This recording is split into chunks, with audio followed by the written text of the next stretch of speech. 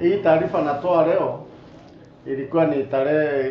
ilikuwa nitoe tarehe moja, lakini sababu ya mambo kuwa mengi tumechelewa na siku kadhaa, lakini kuchelewa na kufika ni kuzuri.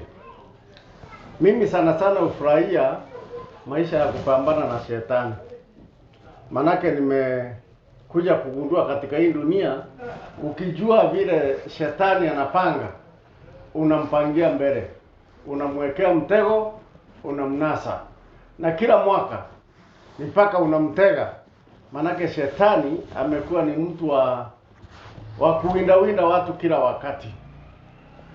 So tuko mwaka wa 2026 na leo nitafundisha mambo ya kuhesabu siku kwa sekundi, kwa miezi, kwa wiki, kwa mwaka, kitu kama hiyo. Mahali popote utakaposikia namba 2 namba 0, namba 0, 2 na 6 ikitajwa, jua mahali popote tu utasikia namba 6 inatajwa kwa mwaka. Iwe ni siku, iwe ni mwezi, iwe ni inakuwa na mambo yake. So tuko 2026. Na ndio ujue 2026 vile itaenda ni mpaka unavuruta miaka iliyopita unaileta karibu na leo, na hata unaweza sema vile miaka hiyo ingine itaenda. Naweza toa historia ya mwaka ambao unataja namba 6 kutoka 1850. Lakini sababu ya muda, hebu nianze tu hapa karibu. Wakati babu yangu alikuwa kijana barubaru, manake hapo ndiye alikuwa ananipatia story ambayo ilikuwa inaeleweka. 1926 ndio kuliweza kuonekana kiangazi ambaye haijawahi onekana Kenya. Wakati huo watu walikuwa na hama makwao, wanaenda kwa majirani, ndio undugu wa Mwafrika uliweza kuonekana. Mimi ni Mmeru. Sana sana 1926 Wameru walihama kutoka Meru wakaenda Narok, manake Narok kuna wakati kulipitia mvua ya kama wiki mbili, so kitu kizuri ya kukula ilikuwa inapatikana Narok. Na ndio upate chakula Narok ilikuwa ujue ya Kimasai. So unakuta Wameru wengi wakaanza kujiita Olekeapi, Oloitiptip, so wasili anage, ndio waweze kupata chakula kwa Wamasai. Hiyo ni njaa iliweza kumaliza watu wengi kweli kweli 1926. Hebu tukuje 1936. 1936 wakoloni walianza kuona ni kama sisi wa Afrika tumeerebuka kidogo. So walikuwa na njia yao ya kutafuta Mwakenya, ndio kama unainua kichwa kidogo unanyolewa bila maji, na ni mpaka kuwe na kungewekwa njia ya kunasa wale wa Afrika ambao ni kichwa ngumu. Njia moja ilikuwa ni kusema ukulima wa bangi na ukunywaji ni illegal.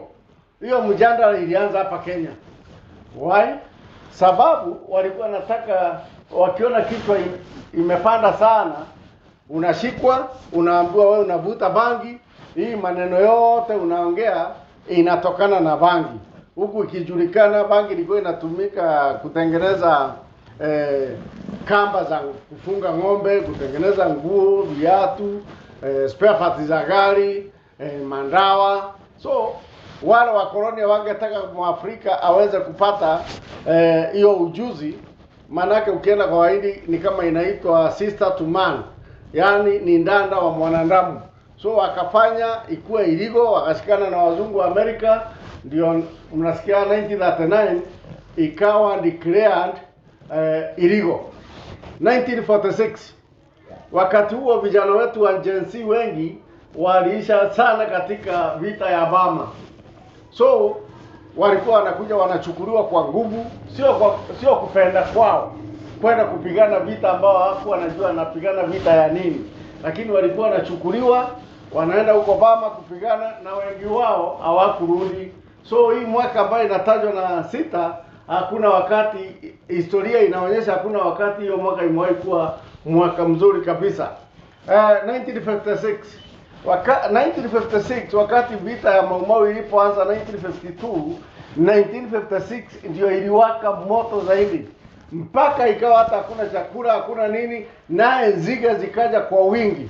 Watu wakagundua kwamba kukula zile nzige hata nguvu za mwili walikuwa wanazipata za kwenda kupigana msituni na hata kuzaa watoto. So hizi nzige zilipobadilika zikawa ni chakula ya watu, wanaume wengi sana waligojeka sababu ya kuwa na nguvu extra, manake ilikuwa na iko na nguvu hata kuliko Viagra. So hiyo mwaka ni mwaka ulileta matatizo mengi sana, manake ndio vita sana ilikuwa chacha kabisa ya Mau Mau.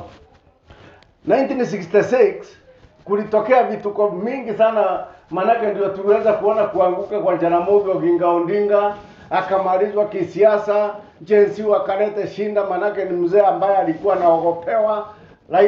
Jaramogi Oginga Odinga si ati alikuwa anapendwa, alikuwa na kivuli kingine, manake ndiye mwanadamu pekee alikuwa ambaye alikuwa anatembea na hakuwa na kivuli. So na hii ilikuwa Jaramogi alikuwa anasemekana ni zawadi ilitoka kwa Mungu ikateremka, ndio sababu hakuwa na kivuli. Na hiyo kitu nikadhibitisha 1991 wakati Jaramogi alikuja huko Meru. Na hapo ndio kulianza msakato wa kwenda kuiba mashamba huko Rift Valley, ambayo kulikuwa kunaitwa White Highlands. Hiyo ni 1966. 1976 ndio tulitoka kwa ile kitu tulikuwa tunapima nayo, ilikuwa inaitwa ratili, tukaingia kwa kilogram. Kilogram ilikuja Kenya 1976, na mahali popote kulikuwa kumelimwa kahawa, pesa ya kahawa ikawa mingi excess, manake kulikuwa na kiangazi sehemu za Colombia huko Brazil. So kahawa ya Kenya ilikuwa inapendeka sana. So kukaja ile magendo ilikuwa inaitwa magendo ya Sepkube. Watu wengi sana unaona huko walitajirikia hapo kwa kuiba kahawa na kuenda kuuza huko Sepkube. Kama ungekuwa na network kidogo, karoli kamoja tu ukiiba lori moja, wewe ulikuwa unarudi ukiwa milionea, na ile kahawa ilikuwa inaitwa soko ya Sepkube. Lakini kumbuka ni hii mwaka tu 1975 ambako JM Kariuki alikuwa ameuawa, na sasa kukawa na mchafuko. Sasa sijui kama yale maneno Idi Amin aliongea ilikuwa ya ukweli, manake Idi Amin alisema mpaka wa Uganda ni hapa Kavita Meru. So sehemu yote ya miraa nini, utajiri yote ya Meru, akasema hiyo ni Uganda. Ile kitu tuliweza kuona 1976, ndege zilikuwa zinaanguka vijijini kutetemesha kila mahali, Rais Kenyatta akionyesha nguvu zake za kijeshi na kustua Idi Amin. Hiyo ni vita ambayo ilitangazwa lakini hatukuiona, ni mipango tu tuliona. Hiyo ni 1976. 86 ndio ilileta balaa ambayo haijawahi onekana Kenya hii. Manake kulikuja movement sana sana ikiongozwa na lecturers wa university na wanafunzi wa university, ambayo ilikuwa inaitwa kikundi cha Mwakenya. Mwakenya ilikuwa na shida mingi sana, manake ungejulikana wewe ni mwanafunzi ama ni lecturer na unaongea opposite ya vile dola inaongea ufalme. Bangi ilikuwa inakuja inawekwa kwako na kabarua kameandikwa tu mambo, mpaka pale unasemekana wewe ni wa kikosi cha Mwakenya, na vijana wengi sana wakaweza kupotelea pale. So Mwakenya ulikuwa unalala tu, ukiamka asubuhi wewe ni Mwakenya, maandishi yako ndio hii, hata bangi uko naye unachukuliwa na unaenda. Haya, hiyo ni 1986. 1996 kukaja vuguvugu ya vijana. Sana sana wako wanaitwa Gen Z, walikuwa wanaitwa Young Turks. Kukaja na vuguvugu ya kuweza kunyamazisha Moi na kumuangoa mabawa kidogo, manake alikuwa na nguvu excess. So kukaja Professor Kibudha Kibwana na Nseki, ambaye National Convention Executive Council, ambaye ilikuja kutetea katiba iwe modeled in a way ndio kumwang'oa Moi nguvu zingine. pamoja na vijana Kenya mzima, kukawa na mzunguko mkubwa sana. Ni kama hii unaona ilikuwa imeanzishwa, lakini sasa hii imeisha. Hii ilikuwa inaitwa one term. Sasa vuguvugu ikaja, hiyo ikasukuma mpaka kukaundwa kikosi ambayo kilikuwa kinaitwa IPPNG, ambayo iliweza kung'oa Moi mabawa, akawa ni president ambaye anatuliza na anasikia watu. Tukaja mwaka wa 2006. Hii ni miaka hatari sana, mnisikize mzuri. 2006 ndio kulikuja balaa hajawahi kuonekana Kenya. Maanake ndio mwaka utakumbukwa mzuri sana. Kuliundwa kikosi ambacho kilikuwa kinaitwa Pentagon. Pentagon ikiongozwa na Raila Amolo Odinga. Ilikuwa na wawakilishi katika mikoa 7, lakini mkoa mmoja ukaachwa bila mwakilishi kwa Pentagon. So ilikuwa ni hiyo mwaka ikawa ni mwaka wa kupanga kuchukua Kenya, ikaitwa 41 versus 1. Hiyo ilikuwa ni Kenya mzima versus Kikuyu, 41 versus 1. Na hiyo ikapangwa ikafanywa njia zote, ikaundwa mpaka ikaundana.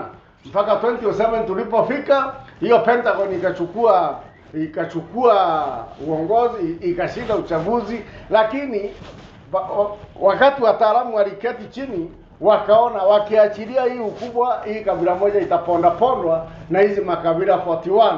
So wakasema afadhali liwe litakuwa, lakini ukubwa wakatae naye, na wakakataa. Na mnakumbuka historia vile mambo ilikuja. Hiyo ni 2006.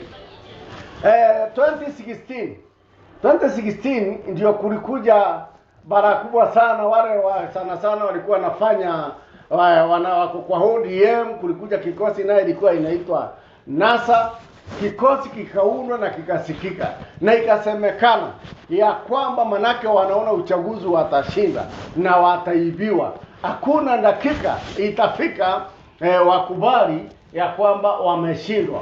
So hiyo mambo yote ikaundwa 2016, tukaenda 2017, uchaguzi ikafanyika mpaka manake ile kikosi yote ya NASA ilikuwa hata na majudges wa Supreme Court, wa High Court, wote walikuwa katika hii NASA.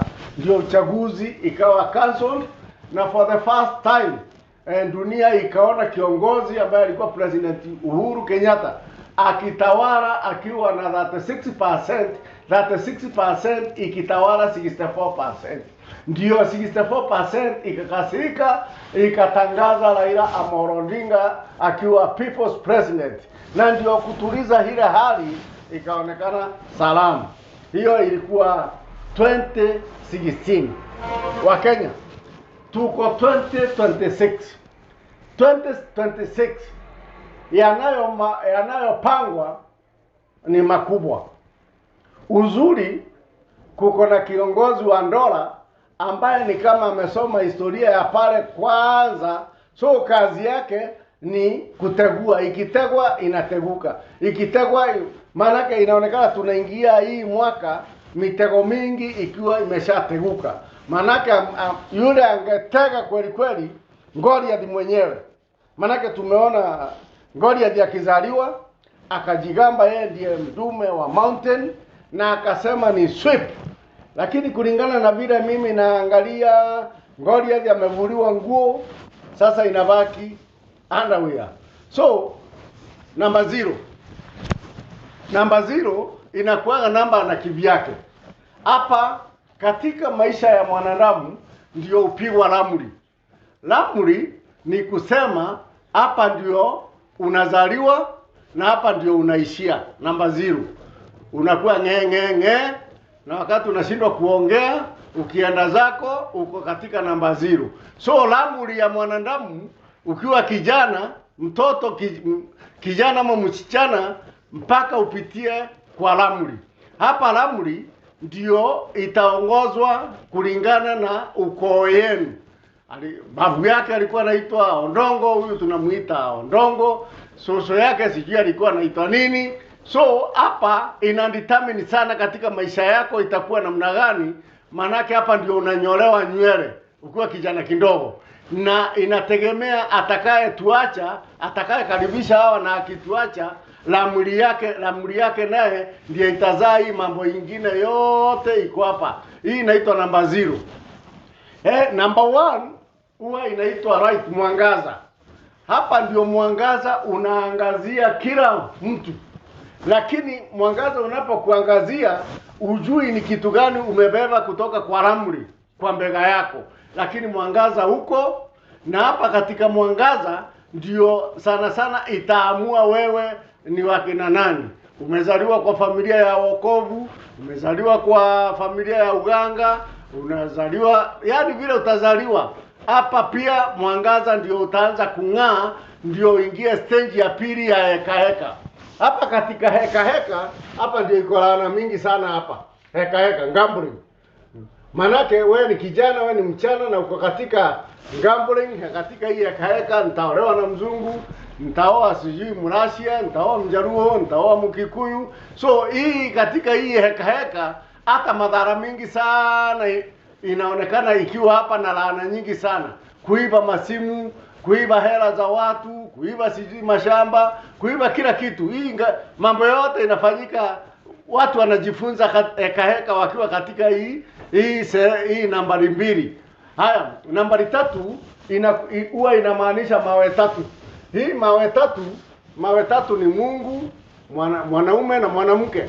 Ndio unasikia mawe 3 inawekwa pale, inawekwa hapa, na kulingana na mila ya Mwafrika, hii mawe 3, ile mawe tu ukisha tega ile ambayo ilikuwa iko supposed kuguzwa. Tuseme umeweka sufuria ndogo, unaguza hii ya mama. Kama umeweka sufuria kubwa, unaguza hii ya mama. Hakukuwa na ruhusa ya kuguza ya mwanaume ama kuguza hii jiwe ambayo inasimamia Mungu. Lakini mwaka wa 1985 mibabe ya kina mama walikutana Beijing, China, wakasema, kina mama, sisi ni wasomi, hebu tuguze hii jiwe ya mwanaume tuone vile watasema. Wakakubaliana, wakaanza kuguza. Hapa ndio mwanaume alianza kuingia kitchen kupika. Manake mama amechelewa kwa kikundi, na mtu yeyote yule mtu dunia mzima alilalamika kutokana na hii conference ya Beijing. Alikuwa ni Daniel Toroitich Arap Moi, Mungu amweke mahali pema peponi. Ndiye huyo alisema ameona baraka mbali. Saa hizi mahali tumefika, tumeanza kusema hata tuguze hii ya Mungu tuone vile Mungu atatufanyia. Hapa ndio unaona tunasema wanaume waoane, sijui wanawake waoane, affirmative action, sisi wote ni kitu moja. Hii mambo yote sasa imetendeka. Sasa hata jiwe ya Mungu tunajaribu kuguza tuone ni nini itatendeka. So madhara mingi sana ambayo tunaona ikiwa nchi si ya rais ama serikali, ni yako binafsi, na laana yote inatoka kwa hii mawe 3. Namba 4 ni wakati umetoka kwa mawe 3 hapa, sasa unabarikiwa sasa kuunda generation nyingine. Ukipata mtoto msichana unapigiwa shangwe 4. Haya, kama ni kijana unapigiwa 5. Manake inaonekana huyo ni mfalme ambaye ni wa kulinda boma na kutoa sacrifice ya familia.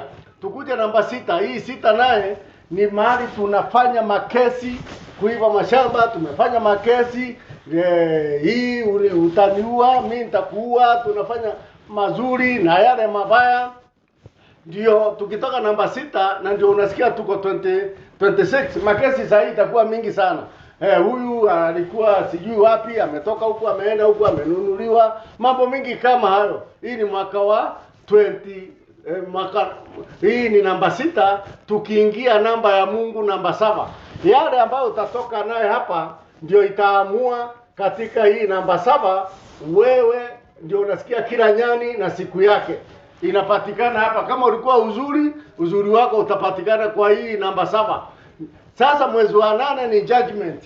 ndio unaona mwezi wa 8 unaogopewa sana, mara accident, mara mtu mkubwa amekufa, mara gari ilikuwa inaenda wapi imekula imeua watu na nini, mambo kama yale. Ukishafanywa judgment unapata power katika namba 9. Hii ukiwa na uzuri, ile power utakuja naye namba 9, hiyo power itatingiza hata dunia na itasikia mtu fulani ako na power. Namba 10. Sasa hapa ndio angels nao wanalilisiwa. Baada wewe kupatiwa power, unapatiwa angels wawili, ama kuna wale wanapendwa sana hata unaweza patiwa hata 5. Hawa ni wakukuongoza yale mambo yote unafanya. Sasa ni juu yako uamue wale angels umewapatiwa wewe utawatumia na njia gani. Kama ni njia ya kutusi, kama ni njia ya kuua, kama ni nini, kila mtu ako na angels zake. Sasa hizo zitaamua 11th hour. Hapa naye manake umepatiwa angels na umeenda kufanya naye kazi. Wengine watakusukuma, manake watakusukuma mpaka uingie kwa 11th hour. Huyo ameisha, huyo niliwaambia atafanya mambo kama yale yote yatafanyika. Lakini ukiponyoka kwa 11th hour ndio unatoka, unakuja na ufarume wako, unakuja kwa namba 0 kutoa baraka zako. Sasa hapa Lamuri ndio inaanzia na ndio inaishia baada ya kufika 11th hour mpaka ukuje kwa Lamuri. Ni mambo gani yote imenifanya niongee mambo yote. Sasa yule ajui Kemeru, utatafuta Mmeru mahali popote akutafsirie, nikwambie ni kwa nini hayo yote nimesema. Hayo ukishavuka haya yote na Lamuri zako imeenda mzuri, kuna kuanga na baraka ambazo unawekewa. Sasa hizo baraka ndio zitakufanya uende nchi kadhaa, enda Zambia, enda Iraq, enda Somalia, enda Amerika. Manake sasa umepatiwa moral authority. Mahali popote utakanyanga ni kwako na utakaribishwa. Number 1, dagara kitharimo kia mwaka jo mweru 2026. Number 2, oro kundaga area ria mwetha na makai joja iri. Number 3, bugwete nyama na njara cio igiri. 4, urotenderuka magutene ja ng'ondu jaruka thimo. 5, bukare jaga nkanyanku. 6, urogwagie mpene kia na inchu. 7, bugatura gucuna rorua miaka yenu yothe. 8, urotura kuthekaga mithenya yothe. 9, na utuko ukamama torota tukengetwo ngete twanyira. 10, burenda na jamutungu na rukwa. 11, buro tamba ya ruungu iganjone. 0, mwene nyaga arobotoria majega bara bendete Mungu. The end game ni kuonyesha wewe ambao unataka Mungu atakuweka ukiwa salama. Utakuwa ukikanyanga hivi unaangukia asali. Ukiona watu wengine unawapenda, hakuna siku utakuwa na shughuli na wao. Na ndio tuweze kutimiza haya yote ambayo nimeandika hapa. Hii weekend Sunday ambayo inakuja tutakuwa pale KICC. Hapo KICC manake tumeona vile mwaka wa 2006 umekuwa. Lakini sasa swali ni je, laana yeyote ambayo imeshaonekana inaweza simamishwa? Jumapili tarehe 25 tunakutana pale KICC kuambia Mwenyezi Mungu ya kwamba sisi tutaishi tukikupenda, na madhara yote ya miaka hiyo ya 20 ambayo inahusiana na namba 6 sisi tumeikanyangia mwezi wa Januari na tunaelekea Singapore. Walituacha, sasa ni kutrace tujue alituachia wapi. Hiyo mambo yote na kuombea familia zetu, na ni tarehe 25 pale KICC Convention Ground. Mimi nitaamka saa 11 nifike pale niambie Mungu umenena na umesema tufike hapa. Nimekuja kutoa shukrani kwa familia na serikali na kila mtu, hata maadui wala wataki kuona serikali ikiundwa. wala wataki kuona mazuri yakifanyika. Haya yote tunaenda kuyasema pale Jumapili ya tarehe 25. Wewe lala kwako, wacha baraka za malaika zigawanye za Januari. Utakuwa unasema, utakuwa ukiuliza walisema nini. Asanteni.